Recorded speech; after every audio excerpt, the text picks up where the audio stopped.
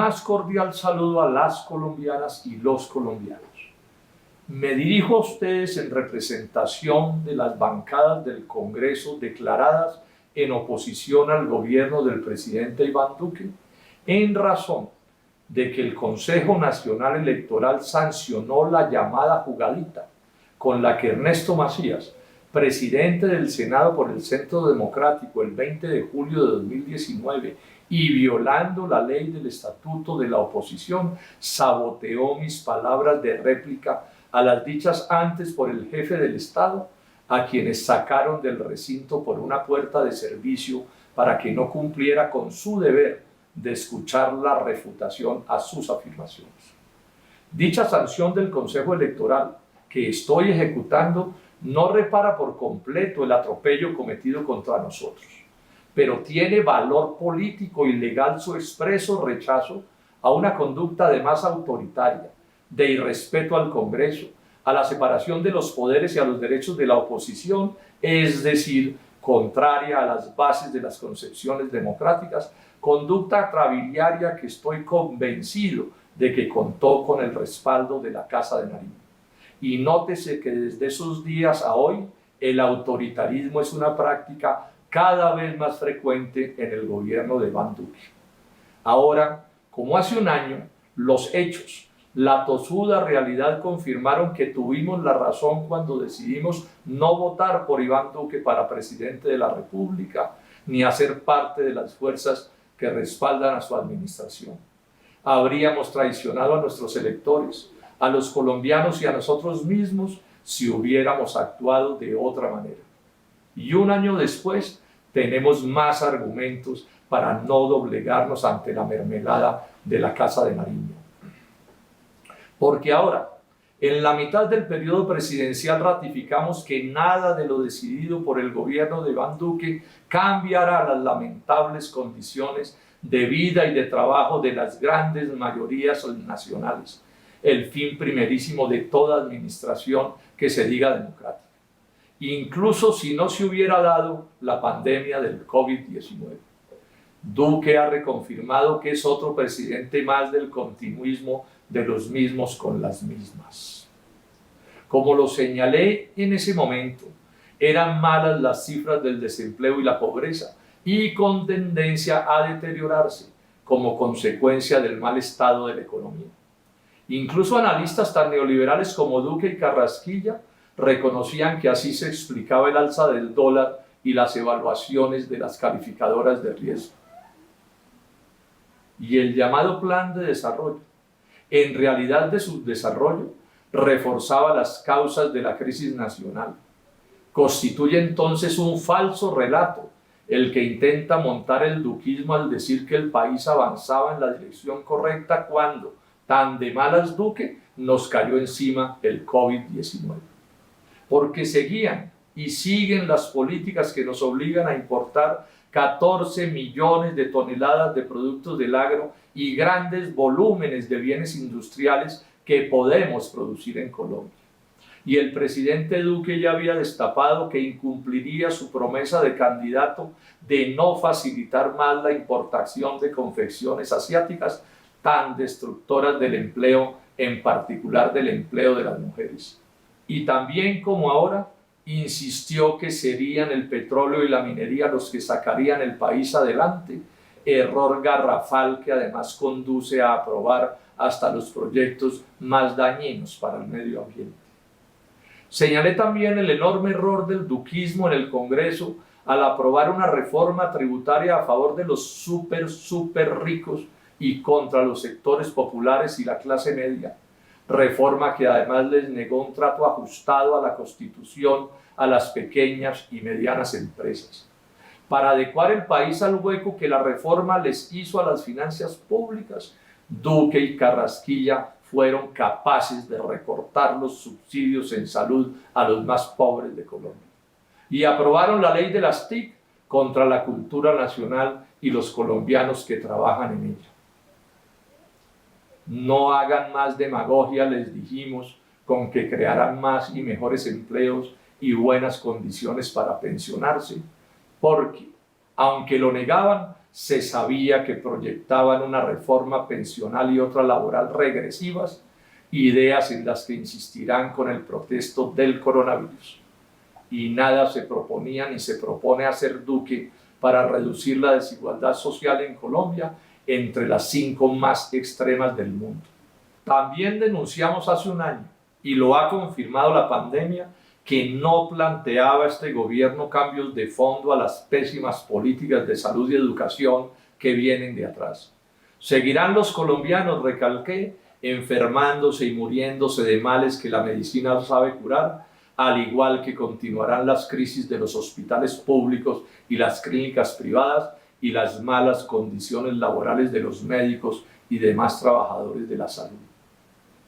Y se mantendrá, agregamos, la política educativa que excluye a los hijos de los más pobres y condena a la clase media a reventarse para pagar una educación privada que suele ser cara y mala y no conduce a empleos de calidad. Se les niega así a millones de jóvenes el principal mecanismo de ascenso social en una sociedad como esta, educación que además deben pagar endeudándose con los créditos usureros del ICETEX. Tampoco había nada en el gobierno de Iván Duque que enfrentara en serio la corrupción que se enseñoreaba y enseñorea en el país. Es más, él personalmente le facilitó a su partido oponerse a la consulta anticorrupción,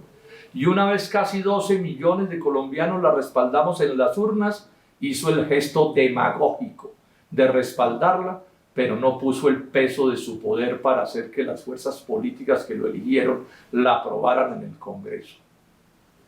Muy mal cayeron 2 posiciones del presidente Duque inspiradas en la perniciosa idea de que todo vale. Haber atornillado en el Ministerio de Hacienda a Alberto Carrasquilla, luego de que en el Congreso demostramos que no era digno de ese cargo,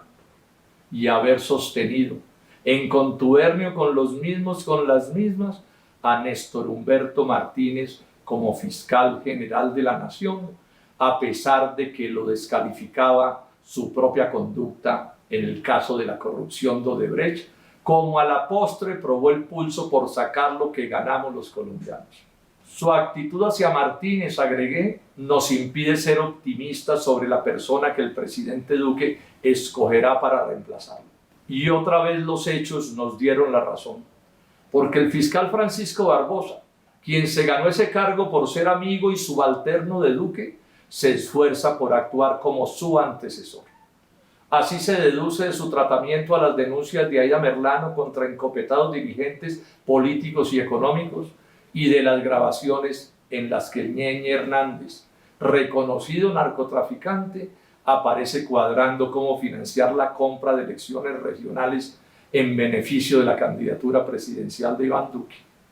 Y también ha pelado el cobre con sus decisiones contra dirigentes de fuerzas políticas declaradas en oposición al gobierno nacional. A propósito, el presidente Iván Duque, pregunto, Germán Vargas Lleras y el resto del duquismo se empecinarán en imponer contra toda razón y respeto a los colombianos como presidente del Senado a quien fuera el principal socio de Aida Merlano en las elecciones del 2018 en Barranquilla, fraude electoral que favoreció a Cambio Radical y la posterior elección del alcalde de esa ciudad y de la gobernadora del Atlántico? ¿Pretenden que les aceptemos que puede ser presidente del Senado alguien con 2 procesos penales en la Corte Suprema de Justicia por sus andanzas con Aida Merlano? Intentan demostrar que pueden hacer lo que se les dé la gana en la costa y en Colombia como manera de preparar las elecciones presidenciales de 2022, un mínimo de sensatez los llevaría a poner a otro de ellos en ese cargo. Rechazamos también hace un año, y lo reiteramos ahora, la incapacidad del gobierno para impedir que entre 2018 y 2020 hayan asesinado 632 líderes sociales, y repudiamos otra cifra que nos avergüenza ante el mundo civilizado. Desde que se firmó el acuerdo de paz, van asesinados 198 exguerrilleros de las FARC que se reintegraron a la vida civil en cumplimiento del pacto que suscribieron con el Estado colombiano. Y advertimos sobre los abusos y corruptelas en el ejército, actuaciones, como es obvio, en extremo nefastas para la democracia y confirmadas por los nuevos hallazgos sobre agresiones a dirigentes políticos y periodistas nacionales y extranjeros. Se equivocaba y equivoca el presidente Duque, en acuerdo con el senador Álvaro Uribe y su partido, al empecinarse en no cumplir o hacerlo a medias y a regañadientes las normas constitucionales y legales del proceso de paz. Y también cuando lo atacan manipulando los actos de la minoría que no ha cumplido los acuerdos, en vez de juzgarlo a partir de las conductas de los muchos que sí lo han hecho y por el resultado demostrado de que sí se redujo la violencia en grandes proporciones. Y siguen haciéndole daño a Colombia al usar el poder del Estado para atacar con argucias a la Justicia Especial de Paz y a las altas cortes. Hace un año también rechazamos la actitud del gobierno de Iván Duque de guardar silencio cuando un alto dirigente del gobierno de Donald Trump se pavoneó ante la prensa internacional mostrando que 5.000 soldados norteamericanos podían terminar atacando a Venezuela desde Colombia. Y como era de esperarse, además con el talante duquista, facilitaron que ese error grave se volviera gravísimo. La Embajada de Estados Unidos en Bogotá acaba de notificarnos que vendrán a operar en el país tropas de su Comando Sur, decisión inaceptable por tres poderosas razones.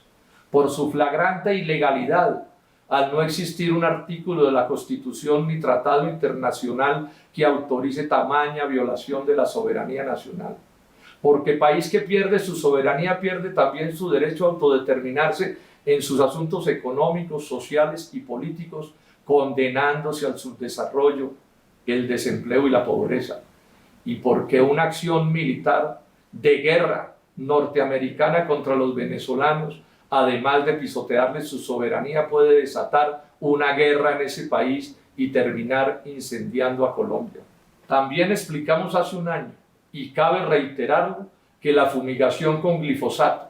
cuyos efectos dañinos son conocidos, no busca acabar con el narcotráfico en Colombia ni en ninguna parte, como tampoco se proponen hacerlo los soldados norteamericanos en el país. Porque los acuerdos de Estados Unidos con Santos y Duque para estos efectos, que son los mismos, y el Plan Colombia establecen como objetivo reducir ese negocio apenas al 50%, solo a la mitad, de forma que con absoluta certeza se mantendrán abastecidos aquí y allá las víctimas del consumo y los narcotraficantes que se enriquecen con la producción y distribución de la cocaína. La prueba reina de lo mal que venía gobernando Duque desde antes de la pandemia la aportó el paro nacional del 21 de noviembre pasado, enorme movilización provocada por el gran descontento ciudadano, en especial entre los jóvenes, dadas las pésimas condiciones económicas y sociales de tantos. Y rotundo rechazo causó el fraude de Duque de faltar a la verdad para impedir el derecho a la protesta democrática y su actitud autoritaria de no tramitar las exigencias del paro. Iván Duque, por otra parte, además se demoró en aceptar que la cuarentena era una medida complicada pero necesaria para enfrentar el coronavirus, y sus vacilaciones dificultaron su manejo. Su incapacidad para atender bien la crisis la ilustra el sistema de salud, a cuyos trabajadores y a las clínicas y hospitales no les han resuelto sus necesidades más básicas ni la atención a los pacientes, porque el sector sigue siendo el reino de las EPS. Casi no acepta además que había que transferirle recursos del Estado a las legiones de desempleados y pobres que venían desde antes y a los nuevos que se empobrecieron porque perdieron sus empleos o sus trabajos por cuenta propia, formales e informales, al igual que ayudarles a las pequeñas y medianas empresas a sostenerse y a mantenerles los puestos a sus trabajadores. Y cuando Duque aceptó que el gobierno debía actuar, era tarde y decidió mal, porque lo orienta la cicatería propia del neoliberalismo en casos como este, con lo que en vez de remedios eficaces, aplican paños de agua tibia. ¿Puede vivir una familia con las pequeñas sumas que les trasladan a los pobres, a los que el gobierno les da algo?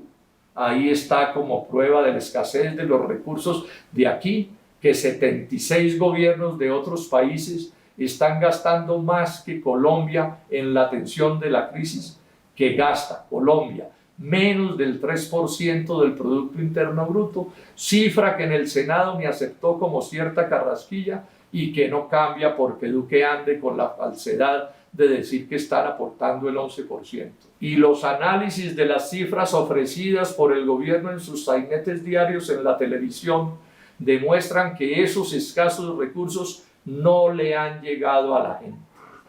Notorio rechazo ha causado el empecinamiento oficial en pretender que sea el crédito bancario y con las mismas prácticas anteriores a la crisis el que les dé salida a tantas afugias. Prácticas que podrán mejorarles las rentabilidades a los prestamistas, pero que no son las que necesitan las gentes y las empresas, sobre todo las pequeñas y medianas. Y es también mucho el descontento de las autoridades locales con el gobierno de Duque, porque no la respalda como debe y puede, en tanto no pierde oportunidad para aumentarles sus responsabilidades. También muestra los errores de Duque y Carrasquilla su rechazo a crear la renta básica de emergencia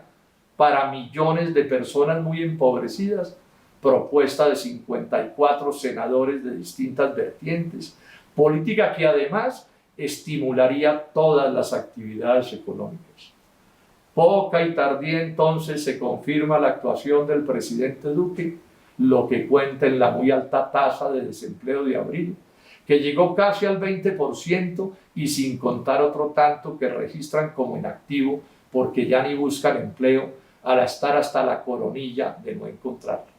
Y para que no engañen, reitero, insistimos en que el desempleo se agravó por el virus, pero el problema venía de antes. Pues en diciembre ya había pasado el 10%, en marzo iba en casi el 13% y la tasa venía en aumento desde hace 5 años. Por último, insistir en nuestro llamado a hacer de este un país que produzca más y cree más y mejores empleos en todos los sectores, distribuya mejor la riqueza, responda a los reclamos democráticos de empleo, ingresos, salud, educación, ambiente, trate con consideración y respeto a las mujeres, los negros, los indígenas, los LGBTI y demás sectores discriminados y maltratados y hasta asesinados por su condición en esta sociedad enferma, y enfrente a los corruptos sin vacilaciones ni acomodamientos. Y en la inmensa importancia que tiene para todos los colombianos que cesen los asesinatos de los líderes sociales, los reinsertados y todos los ciudadanos de cualquier condición, porque nadie debe arrogarse el derecho a asesinar, condición básica para construir la sociedad civilizada y democrática que debe ser Colombia. Colombianas y colombianos, cuenten con que los sectores en oposición a este mal gobierno no renunciaremos a nuestras convicciones ni a luchar democráticamente por hacerla realidad con nuestro trabajo en el Congreso y nuestro franco respaldo a los reclamos democráticos de los colombianos. Porque así seguiremos contribuyendo a que nuestra querida Colombia sea la patria amable de todos quienes vivimos en este país dotado con excelencia por la naturaleza y por sus gentes, en el que también encontraremos la manera de superar los grandes daños que nos está provocando esta pandemia. Muchas gracias.